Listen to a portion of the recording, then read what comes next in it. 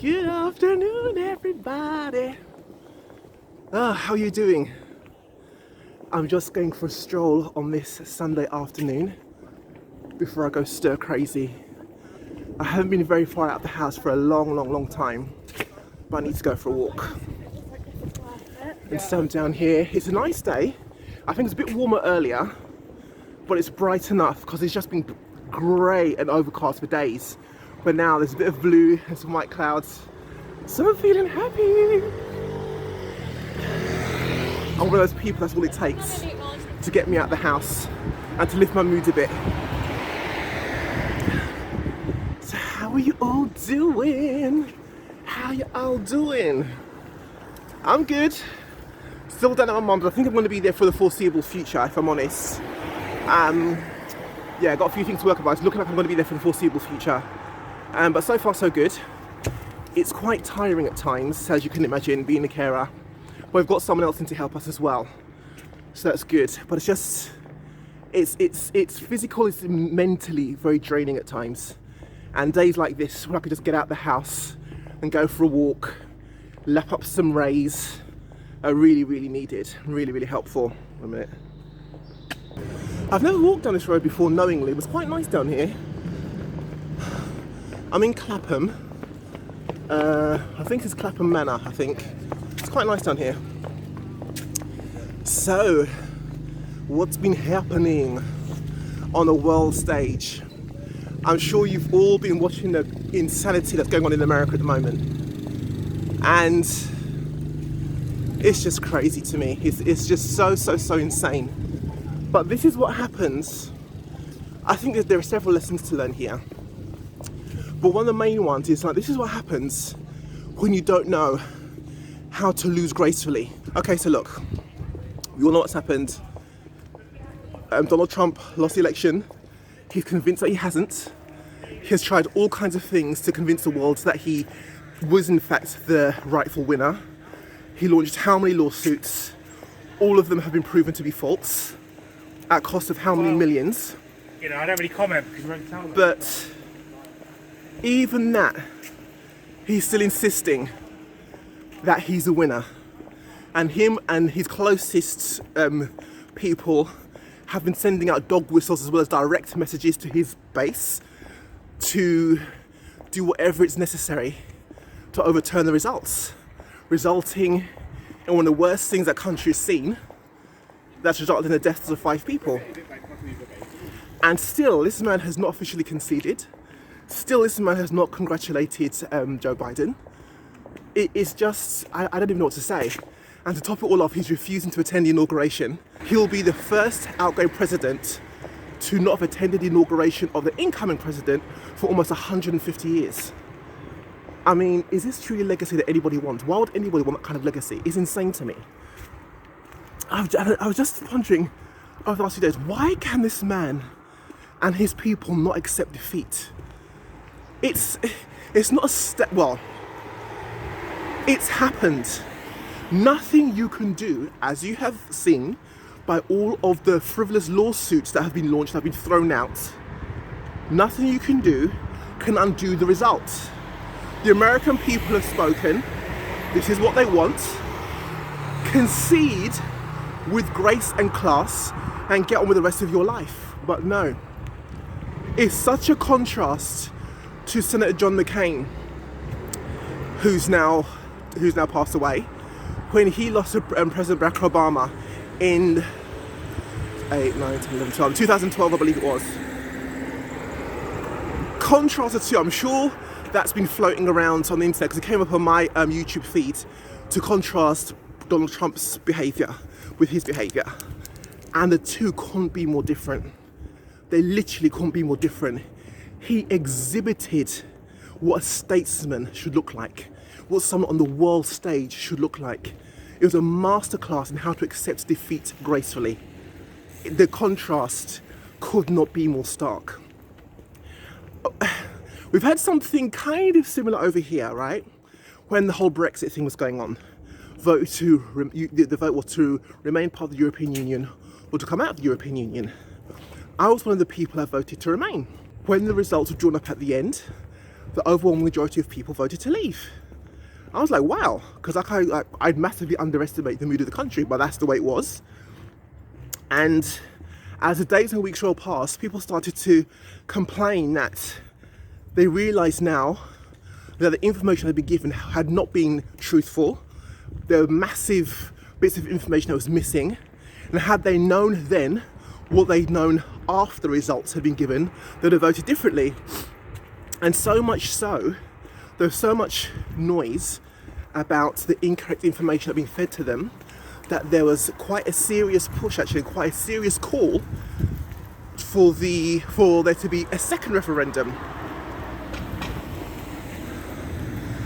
But even I recognised, despite the fact that if a second referendum was called, the results would have been different, I recognise, number one, morally you cannot do that. I'm sure democratically you cannot do that. We have to accept the results that have been given. It was a free and fair election. The people voted. It wasn't a result I wanted, and it wasn't a result that millions of people wanted, but the result is a result. We have to accept the results. We can't start protesting and storming Parliament and, doing all kinds of craziness just because we're not happy with the fact that we're leaving Europe. We're leaving Europe. Simple as that. We just have to accept it. Hey. And I can't understand for the life of me why these people can't do the same thing. What is it they're hoping to gain? Do they honestly believe that if they stormed the Capitol and fulfilled whatever diabolical plan that they had, they were actually going to change the results? That someone will say, okay, you've got us, now that you've blown up the Capitol or you've taken us hostage, we're going to change the vote and now give it back to Donald Trump. Did they honestly think that was going to happen? But it also got me thinking, the whole thing got me thinking about how I need to be more gracious in certain situations. When things happen that I don't like or that don't make sense to me, I can act a fool as well. Not so much nowadays, and more oftentimes I'm thinking it rather than acting it out, but it's still the same thing. It was a lesson to me. This whole thing has been a masterclass to me in how not to deal with defeat, how not to deal with things that I don't like, or how not to deal with a situation I'd rather not be in. I've always got to maintain class, decency and dignity, and that is not what we're seeing right now, unfortunately. But it's a masterclass, it was a lesson to me on how to conduct myself. It's just absolutely outrageous. And I've got some friends over and I keep checking in with them periodically to find out what's going on and how they're feeling. And they're feeling afraid. They know that, well, prior to, is it the National Guard or whoever is now sleeping in Capitol Hill, who are sleeping in the Capitol, I personally believe that something else is going to happen as well. It still might. I'm not saying what, it still might, but I think whatever they planned might not happen to the degree that they wanted it to happen. Who knows? I don't know. But this is what happens when we just won't accept defeat. This is what happens when we don't accept that our time is up, when something has come to an end and we need to let it go. This is what can sometimes happen if we don't know how to accept defeat gracefully. It's insane to me. It really is insane. On another note, well, how have you been finding your productivity in January? I know typically January has been called a nothing month, I used to call it that, or the month of blahs, but you just can't seem to get your act together. I'm finding it really difficult to be motivated, really difficult, and I know I've got to, because I've got quite a lot of work to do, but I'm finding it difficult to motivate myself at the moment. I'm not quite sure why. I don't know what it's going to take, but I'm hoping this walk will help me with that. Because I just have this I can't be bothered mentality right now. It's not good. It's not helpful. I've got to be bothered, otherwise I'm stuck really. Can't live life like that. That's how I feel. I just really feel right now like I can't bother with anything. I've got to get them act together.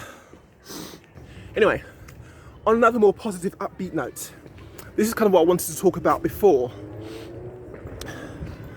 And it's about me. It's funny I'm saying that now because I'm just saying like I'm really struggling to get myself motivated.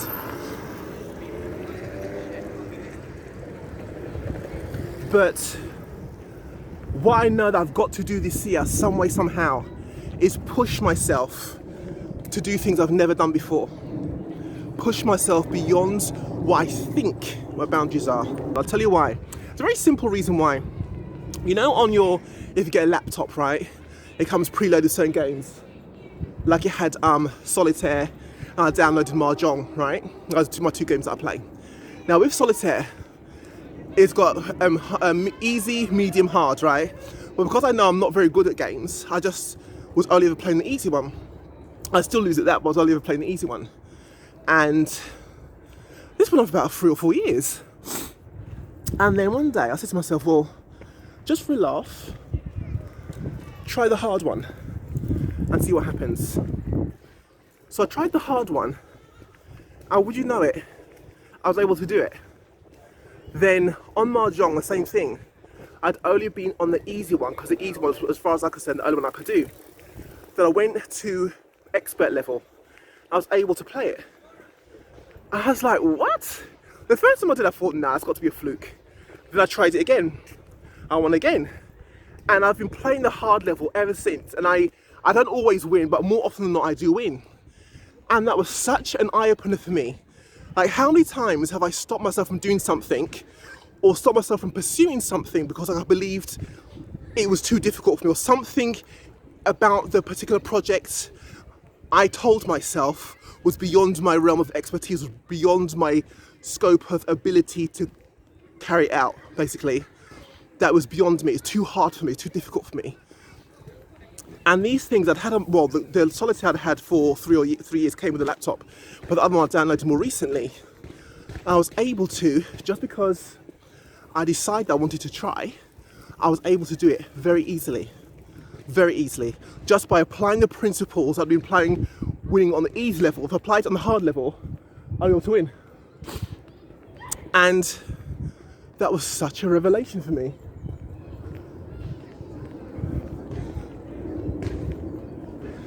That I've got to try, really put myself in a position where I'm doing things I've never done before, to push myself beyond the boundaries or beyond the realms, to push myself into what to me right now is unknown.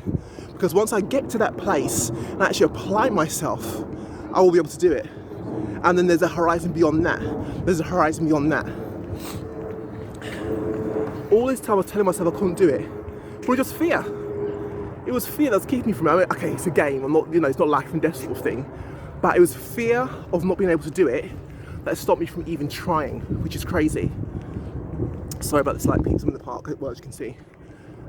But fear of failure stopped me from even attempting it. And so it got to a point where it's like, you know what, just try and see what happens. Just try and see what happens. That's going to be my motto for this year. Just try. Just try it and see what happens. Just go for it and see what happens. Yeah, you might fail. Like I failed at some of the rounds of Mahjong and Solitaire at expert level, but I've also won too. Do you know what I mean? So I've got to take that mentality and apply it to everything else. So I'm not quite sure. Well, as the projects come up, I'll see. But there's loads of things I haven't gone for yet. And I need to apply myself. Just try it. I've got to learn that rejection isn't final. You know what I mean? That even if I try something and say, no, you're not what I'm looking for, or I fail at it, that is not a reason to curl up in a corner and never try anything again. That does not mean I'm not capable of doing more than I'm doing now. That's not what it means. It just means I need to dust myself off, try again, regroup and try again. That's all it means.